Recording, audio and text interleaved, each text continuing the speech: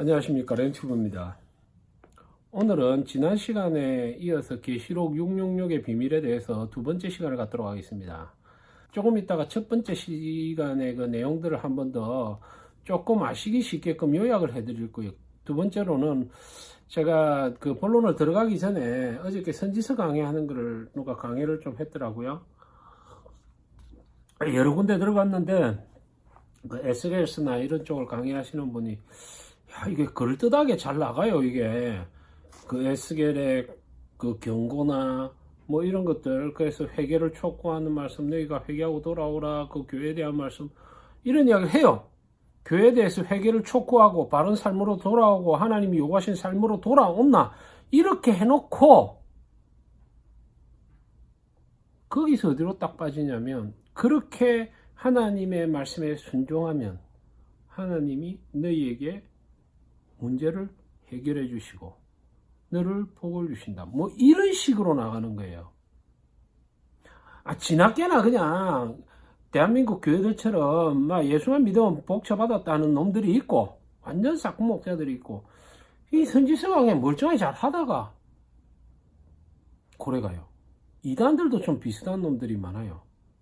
이단들의 특징이 뭔지 압니까? 굉장히 그 성경에 있는 걸 꼼꼼하게 잘 보는 듯하고, 잘 보는 부분이 있어요. 뭐 잘 보는 부분이 있어야 꼬이 들 거 아닙니까? 예? 그러니까 막 잘 보는 부분이 있는데 끝에 딱 가면 자기들만 구원이 있다 이러거든요. 바른 목자는 자기 교회에 있는 성도들이 구원을 받을 수 없다는 걸 가르쳐야 돼요. 천국문이 좁고 험하고 외로운 길을 가리키야 참목자인데, 이놈의 이단들은 우리한테 들어오면 구원 받습니다.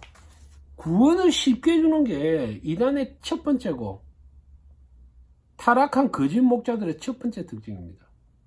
그래서 아까 선지서 강의 같은 것도 잘나다가 끝에 그렇게 하나님께 충성을 다해서 선하게 살면 복 받는다, 안 그렇습니다.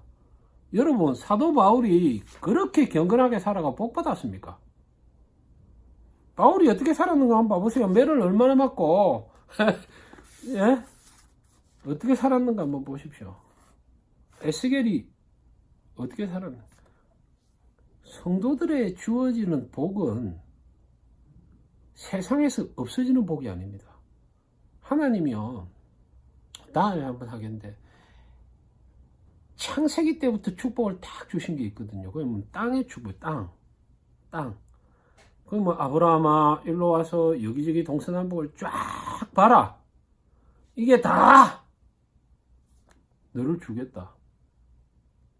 여러분, 그래놓고 아브라함 돌아가실 때 땅 한 평 있었습니까? 무덤도 빌리가 죽었어요. 에?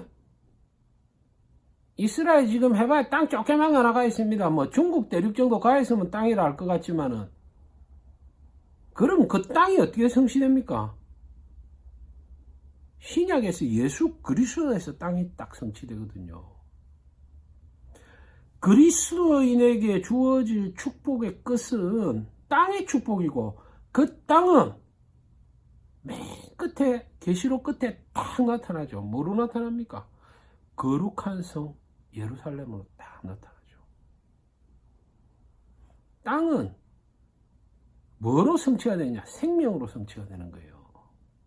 여러분, 성경에서 말하는 복은 이 땅에서 있는 복 하나도 없습니다. 명심해야 됩니다.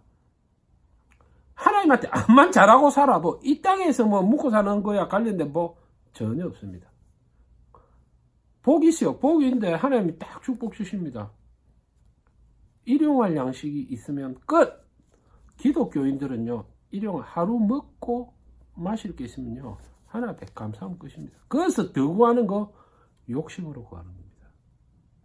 그래서 선지서 강의한답시고 뭐 바른 설교하는 것처럼 가가지고 뭐 회개하고 하나님 앞에 진짜 하나님 말씀을 지켜 살면 땅에서 복 받는다, 그 개소리입니다. 그러면 하나님의 나라를 넉넉히 들어가실 수 있습니다. 하나님의 생명에 넉넉히 참여할 수 있습니다. 하나님이 이 땅에 인간들에게 보여주고자 하시는 그 놀라운 세계에 참여할 수 있는, 아니 그것보다 더 영광이 어디 있습니까? 그죠? 밭에 감추인 진주를 봐야 될 거예요. 밭에 감추인 진주. 여러분들 사도 바울이 배설물로 버린 것을 잡아 쫓아가면요, 그거는 똥개죠. 똥개. 알겠습니까? 바울은 배설물로 버렸습니다. 세상 모든 것을.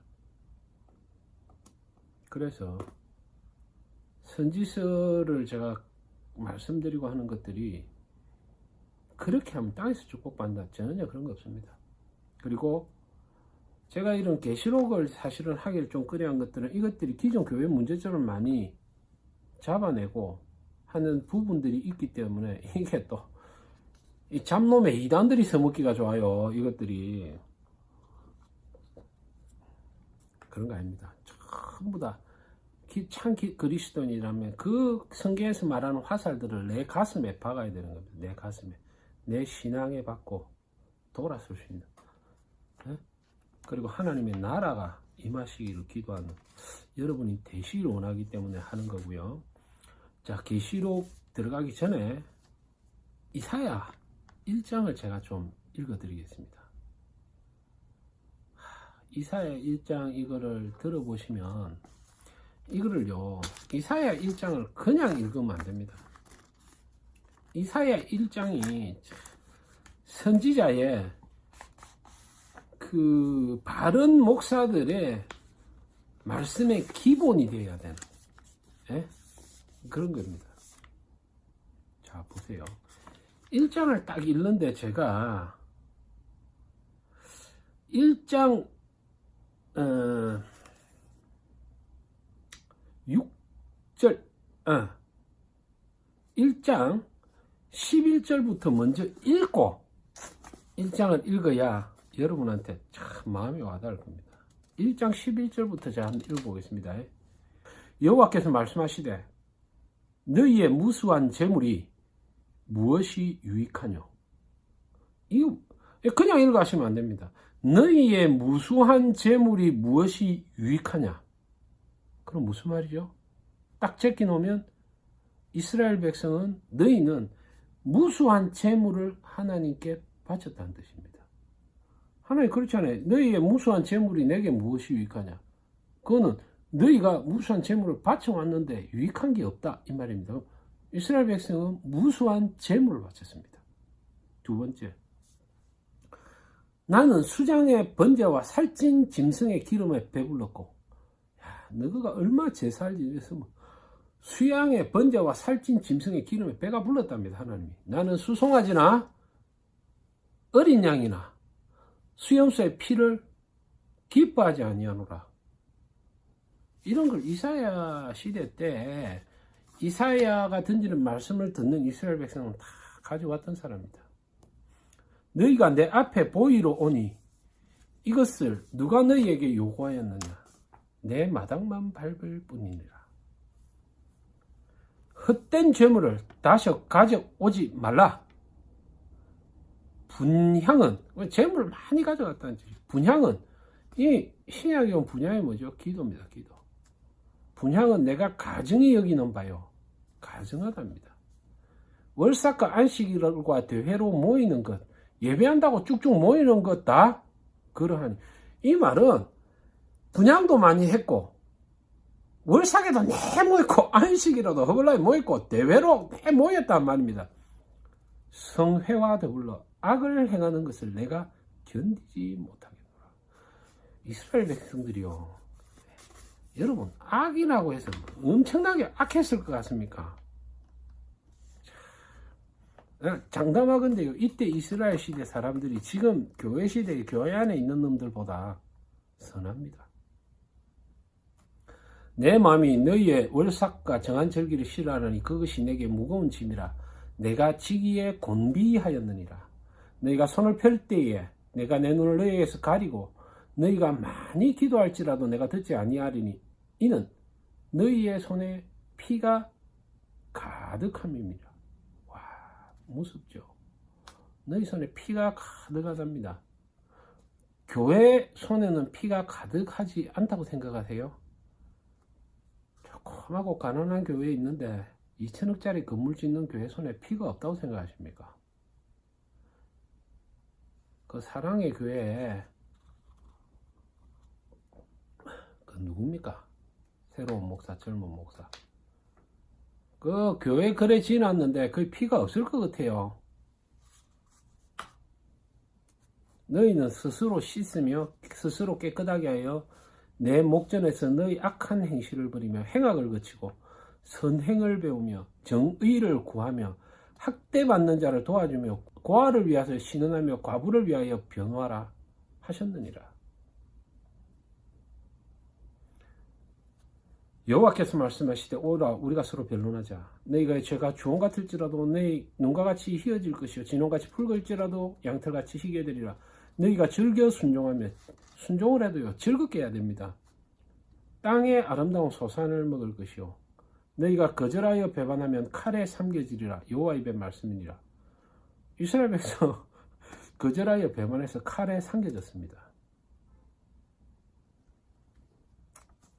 즐겨 순종하며 땅의 아름다운 소산을 먹은 사람들은요 남은 자들이죠. 이스라엘 남은 자. 자, 이렇게 이스라엘 백성 다 했습니다. 그럼에도 불구하고 그런 이스라엘 백성에게 이사야는 1장에서 말씀하십니다.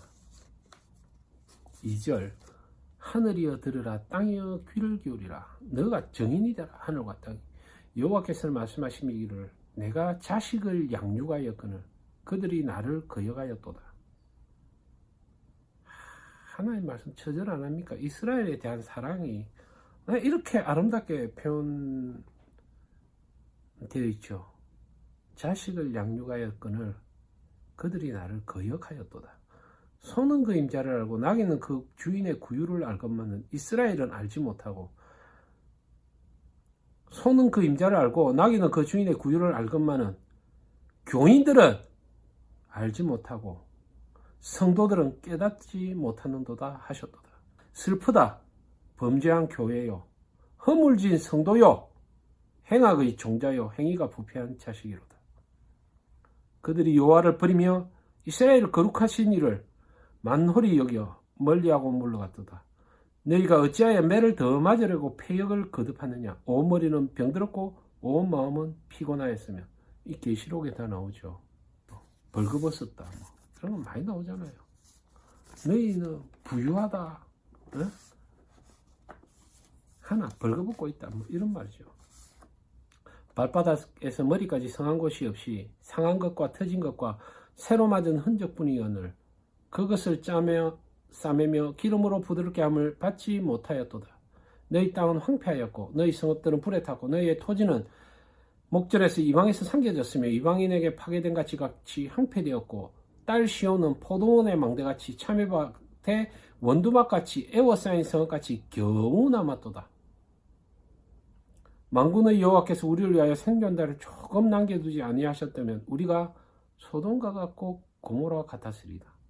10절 너희 소돔의 관원들아 너희 고모라의 백성들아 여호와의 말씀을 들을지어다. 우리 하나님의 법에 귀를 기울일지어다. 여러분 하나님이 이스라엘을 통하여 뭐라 합니까? 이스라엘이 제일 싫어하는 게 누구냐입니까? 소돔 고모라. 으아 더럽고 폐역하고 타락한 소돔 고모라. 이스라엘 땅 나가 너희 소돔의 백성들아 고모라의 관원들아 딱 그런 거예요. 계시록에요 음녀의 성 바벨론 어디일 것 같습니까? 이스라엘 백성이 소돔의 백성이 되고 고모라의 관원이 됩니다. 계시록 말기에 교회를 딱 연하면서 바벨론 딱 하면 어딜 것 같아요? 그게 세상 같습니까 여러분? 지난 시간에 요한계시록에 대해 제가 이렇게 말씀드렸는데 그게 잘 이해가 안 되실 것 같아서 요약을 좀 했어요. 제가 그래프로 그러므로 요약을 했는데 자 보세요. 자, 그림을 보시면, 자, 위에 까맣게 되어 있는 게 계시록 1장 20절. 내가 본 것은 내 오른손에 7별의 비밀과 7금촛대라. 7별은 7교회의 사자요. 7촛대는 7교회니라 이래 되어 있죠. 그러면 내가 본 것은 7교회의 비밀이고 7교회의 사자에 대한 비밀이라 이런 말이죠. 비밀이죠. 7교회의 사자. 교회라면 저때도 말씀드렸듯이 캐톨릭도 마찬가지일 거고요. 캐톨릭의 사제들, 종교 지도자들과 신교에서 목사들 말하는 거예요. 사실은 목사들이 조금 더 가깝습니다. 자, 그러면 지금 도표 나가고 있는데 보시면 구약 시대가 있고, 왼쪽 보면 구약 시대가 있고, 마태복음의 종말 강화가 있고, 제가 지난번 시간에 설명드린 게 도표로 만드는 겁니다. 계시록에 말세 때 종들에 관한 예언이 있어요. 두 종류가 있죠. 구약 시대는 이사야나 미가 선지자 같은, 다른 선지자 같은 선지자들이 있었고, 하나님 보내신 선지자들이 있었고, 그 반대편에 구약 시대는 백성을 유혹하는 선지자가 딱 있었죠. 그러니까 참 선지자와 거짓 선지자가 있었던 거예요. 백성을 유혹하는 선지자. 미가서 그때 읽어보셨죠? 다시 한번 읽어드릴까요? 자, 미가서 한번 읽어볼게요. 내 백성을 유혹하는 선지자들은 이에 물 것이 있으면 평강을 외치나, 돈을 좀 몰라주면 평강을 외치나, 그 입에 무엇을 채워주지 아니하는 자에게는 전쟁을 준비한다고 그랬네요. 이런 선지자들에 대하여 여호와께서 이르시되, 그러므로 너희가 밤을 만나리니. 자, 미가서에 보니까 백성을 유혹하는 선지자가 보면 밤을 만난다 이래놨죠. 밤을 만나리니 이상을 보지 못할 것이요 어둠을 만나니 점치지 못하리라 하셨나니, 이 선지자 위에는 해가 져서 낮이 캄캄할 것이라. 이 계시록에 저때도 말씀드리듯이 어두워지고 캄캄하다 이런 말은 선지자가 망통이 되어 있는 상태를 말하는 거예요. 선견자가 부끄러워하여 술객이 수치를 당하여 다 입술을 가릴 것은 하나님이 응답하지 아니하심이거니와. 이 술객 이런 게, 선견자, 술객 이게 뭐냐면요, 세상의 앞일을 세세히 예언하는 자들을 말하는 거예요. 네 앞일이 잘 된다, 하나님 뭐 하시면 잘 된다, 하나님 뭐 해주시면 너희 뭐 앞으로 잘 될 거야, 뭐 이런 거죠. 뭐 장가가는 거 기도해라, 뭐 배우자를 위해서 기도. 이거 다 술객들이 하는 짓이에요. 그런 걸 술객이랍니다. 술객, 복술. 예? 선견자가 부끄러워하며 술객이 수치를 당하여 다 입술을 가릴 것은 하나님이 응답지 아니하심이려니와, 오직 나는 여호와의 영으로 말미암아 능력과 정의와 용기로 충만하였어서 야곱의 허물과 이스라엘의 죄를 그들에게 보이리라. 이 선지자의 본질적인 기능, 목사의, 특히 말세를 만난 목사의 첫 번째 임무는요, 요겁니다. 딱 야곱의 허물과 이스라엘의 죄를 그들에게 보이는 것, 즉 교회의 허물과 교회의 죄를 그들 앞에 보이는 것입니다. 자기 교회에 있는 성도들의 죄를 고발하고 허물을 고발하는 역할을 목사들이 똑바로 해야 되는 거죠. 그게 참 목사의 길입니다. 그죠? 이거하고 지난번 읽어본 이사야서를 딱 읽어보면, 도표를 다시 보시면 백성을 유혹하는 선지자는, 자, 독조, 이사야서에 보면 독주와 토주를 먹어서 취한 게, 술에 취했는데 독주와 포도주를 먹어서 취한 게 아니고 그냥 술 취한 상태. 그죠? 두 번째, 전쟁을 준비하고 있습니다. 미가서에 보면 입에 묵을 것이 없으면 전쟁을 준비하죠. 세 번째, 소경이 되어 있죠. 이사야서에 보시면 잠자는 상태입니다. 밤을 만나가 해가 지고 캄캄합니다. 자, 그러면 이 백성을 유혹한 요런 선지자가 요런 특징을 갖고 있고, 자, 보십시오. 마태복음 24장에 예수께서 종말을 얘기하시면서 악한 종, 예? 충성되고 지위에 있는 종과 악한 종을 딱 대비시켜 놨죠. 말세에 있는 종의 두. 계시록이요, 일곱 교회 사자 종에 대한 이야기 아닙니까? 종의 비밀이면 마태복음은 예수께서 비유로 충성되고 지혜 있는 종과 악한 종에 대해서 딱 이야기를 했어요. 말세 때. 그러면 악한 종의 특징이 뭡니까? 주인이 더디오리라 하여. 자, 술 친구로 더불어 먹고 마시죠. 자, 구약시대에 이스라엘의 백성을 유혹한 선지자 술 취한 상태죠. 술 친구로 더불어 마시죠. 두 번째 특징이 또 뭐냐? 동무들을 때립니다. 그 위에 한번 봐보세요. 구약에 뭐라고 되어 있습니까? 전쟁을 준비한다고 되어 있죠. 싸우거든요. 싸우는 상대가 있겠죠. 그럼 마태복음 24장 똑같습니다. 구약의 이스라엘의 선지자들이 예언된 백성을 유혹하는 선지자나 악한 종이나 똑같단 말입니다. 그럼 반대로 바른 선지자들은 야곱의 허물과 이스라엘의 죄를 보이죠. 이사야서에서도 아까 말한 것처럼 소돔의 가늠과 고모라의 백성으로 말하고 있죠. 마태복음에서 그걸 갖다 뭐라고 표현했느냐? 죄를 고발하고 허물과 죄를 이스라엘이 보이는 걸 때를 따라 양식을 나누어주는 족이라고 표현되어 있어요. 그럼 계시록에 가봅시다. 오른쪽에 보면 백성을 유혹하는 선지자 아까 전에 쭉 있죠. 특징이. 그걸 한마디로 딱 얘기해놨어요. 뭐라고 되어 있습니까? 새끼양 같이 두 뿔 가진 짐승 이래 되어 있습니다. 그러면 하나님의 참종, 충성되고 지혜 있는 종, 구약에서의 선지서에서의 선지자들의 역할을 하신 분들, 계시록에 딱 말세 때 교회에 누구로 나타나죠? 두 증인, 굵은 베옷을 입고 예언한다 되어 있어요. 그냥 굵은 베옷이 뭐냐면 회개를 외치는 복음이거든요. 그래서 이스라엘의 허물과 죄를 보는 역할을 두 증인이 한단 말이에요. 두 증인이. 이렇게 딱 해놓고 보면, 자, 예수께서 말세를 예언했을 때 악한 종과 지혜 있는 종이 있고, 계시록이 똑같이 말세에 두 증인이 있죠. 두 증인과 새끼양같이 두 뿔 가진 짐승 이래 있습니다. 지난번 강의에서 제가 새끼양같이 두 뿔 가진 짐승을 뭐라고 그랬냐면 거짓 선지자라고 그랬어요. 자, 이게 중요한 거예요. 그러면 다른 건 다 이해되겠는데 이런 질문을 하세요. 야, 새끼양같이 두 뿔 가진 짐승이 왜 거짓 선지자냐? 이게 대한 대답이 딱 있어야 되는 거예요. 이거를 알아야지 666을 알아요. 왜? 두 증인이 하나님의 인을 치거든요. 두 증인은 하나님의 인을 칩니다. 하나님의 표식을 한단 말이에요. 그러면 자, 새끼와 가진 두 뿔 가진 짐승이 666을 때린단 말이에요. 666으로 인을 치거든요. 자, 여기서 666에 대한 기본적인 제가 그거를 내셔널 지오그래피에 보면 666을 뭐라고 그래놨냐면 잘 나가다 뭐라 하는 줄 압니까? 네로라고 그런단 말이에요. 네로의 인, 네로를 그 히브리어인가 헬라어에는 알파벳마다 숫자가 있어요. 그놈의 숫자를 다 더해보면 666이 된답니다.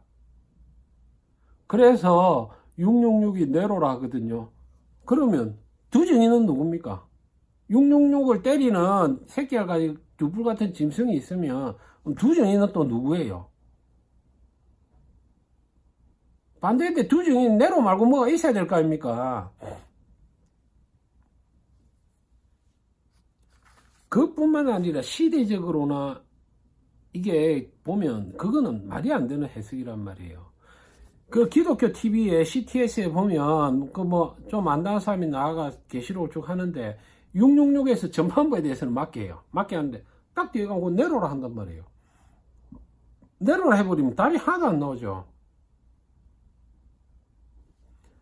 참종 거짓종이 있단 말이에요. 종에 대한 비밀이고 참종과 거짓종이 있는데 그러면 일곱 교회의 별은 일곱 교회의 사자요. 교회에 대한 비밀이라고 그런 말이 안 맞잖아요. 이 종들에 대한 비밀이라고 그랬잖아요. 계시록은. 근데 그 네로는 안 나온단 말이에요. 네로에 관한 비밀을 하나님 말해가 뭐 할 겁니까? 성도에게 무슨 도움이 되죠? 네로에 대한 비밀을 안다고 해서. 이 계시록이 성도들에게 복음이 되고 생명을 주는 복음이 되기 위해서는 하나님의 참종과 거짓종을 구별할 수 있는 포인트를 알아낼 수 있어야 하는 계시록을 통해서. 근데 네로라 해놓으면 답이 없죠. 아무것도. 예? 두 증인에 대한 답도 없죠. 계시록 같은 11장에 보면 두 증인이 인을 치잖아요. 하나님의 인이 있고. 그죠?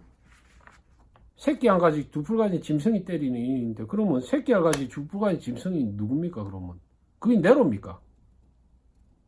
아니잖아요. 그러니까 그거는 말이 안 되는 해석입니다. 이거. 앞뒤로 그러니까 신학을 많이 공부해도 개념이 없으면 답이 없는 거예요. 자, 그럼 다시 본론으로 돌아가 가지고 제가 뭐를 얘기했냐? 새끼양 같이 두 뿔 가진 짐승을 보고 와 자꾸 거짓 선지자냐 하냐. 자, 666을 때리는 게 짐승이라 하면 여러분들이 이해가 되죠. 짐승의 표 666. 그러잖아요. 모두 짐승의 표 666, 짐승의 표 666. 짐승이라면 여러분들은 이해를 하시죠. 짐승이라 하면. 아, 짐승. 와, 짐승. 와, 엄청난 뭐가 있나 보다. 짐승의 표니까. 근데 거짓 선지자가 666을 때린다?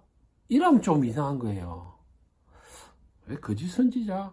그러니까 목사들 중에 잘못된 거짓 목사들이 있는데 거짓 목사들이 666을 때린다? 이러면 이해가 안 되는 거예요. 이해가. 자, 봅시다. 이걸 알려면요.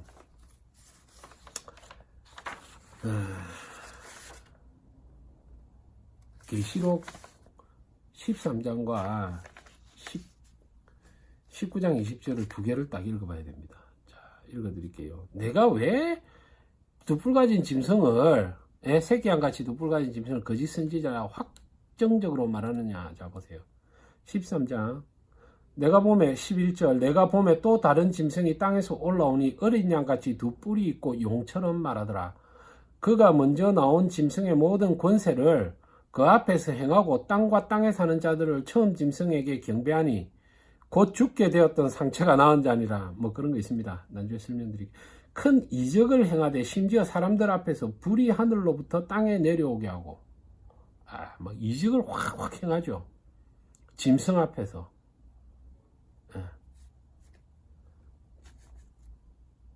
근데 얘들이요, 맨 마지막에 딱 잡히거든요. 하나님이 다 잡아가지고 불못에 던지 봅니다. 근데 딱 보면 19장 20절에 짐승이 잡히고, 그지? 자, 짐승이 땅에서 또 다른 짐승이 올라오죠. 원래 짐승이 하나 있고 또 다른 짐승이 있죠. 올라오니 어린 양같이 두 뿔이 있다 그랬죠. 그죠? 그럼 그 짐승이 잡히고 그 앞에서 표적을 행하던, 그러면 계시록 13장에서 짐승이 있었고 짐승 앞에서 어린 양같이 두 뿔이 있는 용처럼 말하는 것들이 이적을 행했잖아요. 그죠? 짐승이 있고 또 다른 어린 양같이 그러니까 두 뿔이 있는 이적을 행했죠. 19장 20절 딱 보면 그 앞에 표적을 행하던 거짓 선지자도 함께 잡혔대네요. 이는 짐승의 표를 받고 그의 우상에게 경배하는 자들을 표적으로 미혹하던 자라. 이 둘이 산채로 유황불 붙는 못에 던져지고. 자, 잡아보니까 뭐죠? 짐승하고 거짓 선지자죠. 계시록 19장 20절에 앞에는 보니까 맨 처음에 올라올 때는 뭐라고 표현되어 있죠? 짐승하고 어린 양같이 두 뿔 가진 짐승. 이것들을 통째로 잡아가 나중에 불못에 던질 때 보니까 요게 뭐로 변해 있어요? 어린 양같이 두 뿔 가진 짐승이 거짓 선지자로 되어 있잖아요. 자, 표를 제가 보여드리겠습니다. 두 뿔 가진 짐승이 있고 거짓 선지자가 있죠. 그 특징이 나와 있습니다. 두 뿔 가진 짐승은요, 새끼양 같죠. 새끼양이 아니고 새끼양이 뭡니까? 내가 예수하면 예수.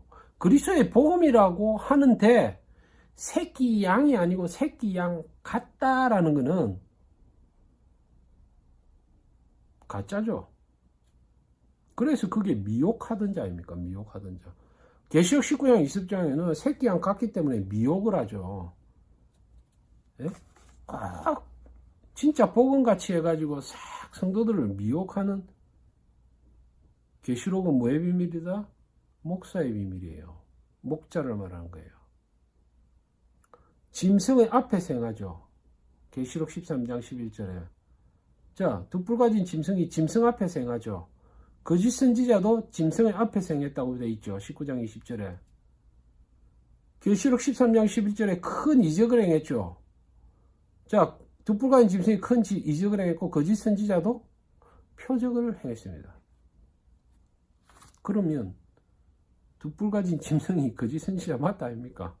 맨 처음에 딱 나타나는데 남주 때리잡고 보니까 딱 거짓 선지자죠. 그래서 666을 때리는 놈들이 누구냐? 거짓 선지자입니다.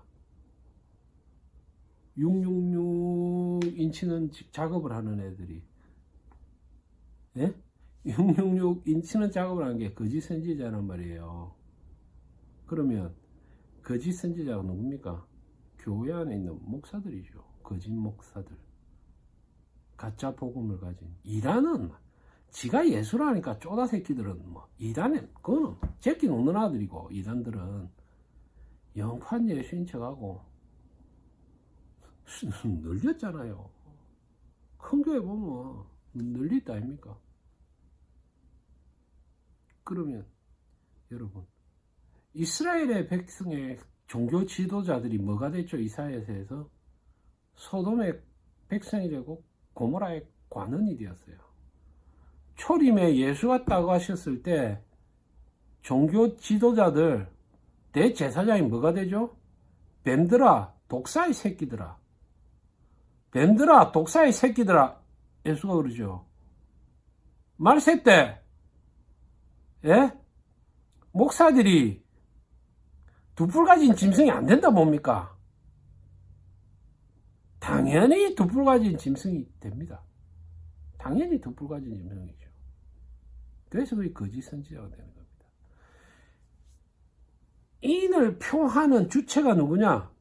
거짓 선지자인 걸 알아야 그 666이 뭔 줄 압니까? 이래도 666이 뭐 네로입니까?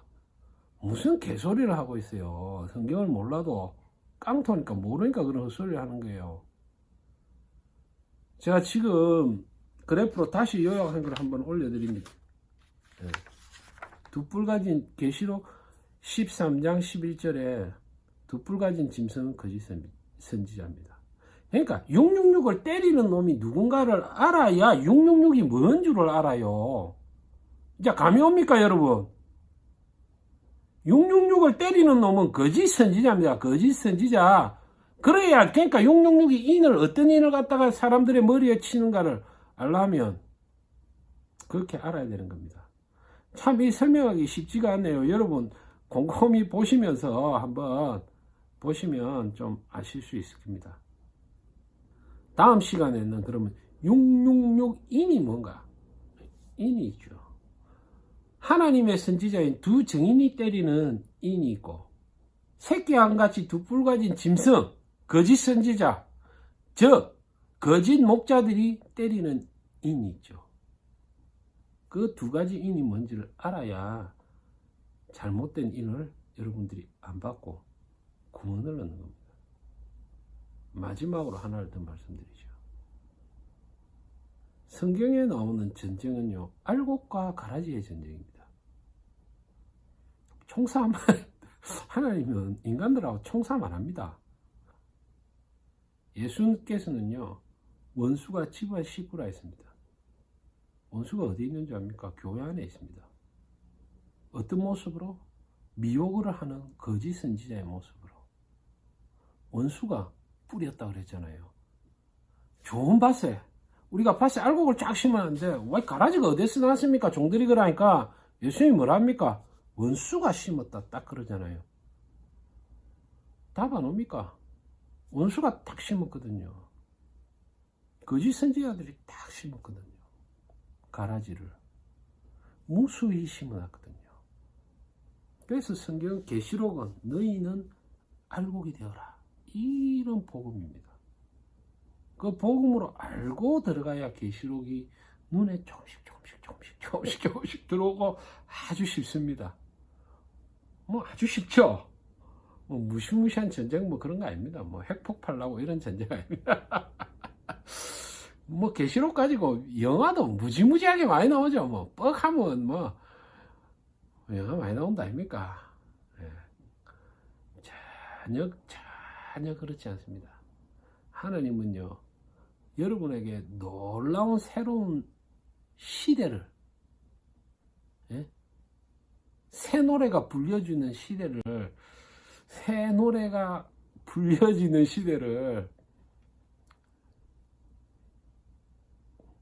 계시록을 통해서 꿈꾸라고 보여주고 계십니다. 그날을 바라보라고. 놀라운 날이 우리의 역사 속에 임하실 것입니다. 다음에 시간에 또 뵙겠습니다. 감사합니다.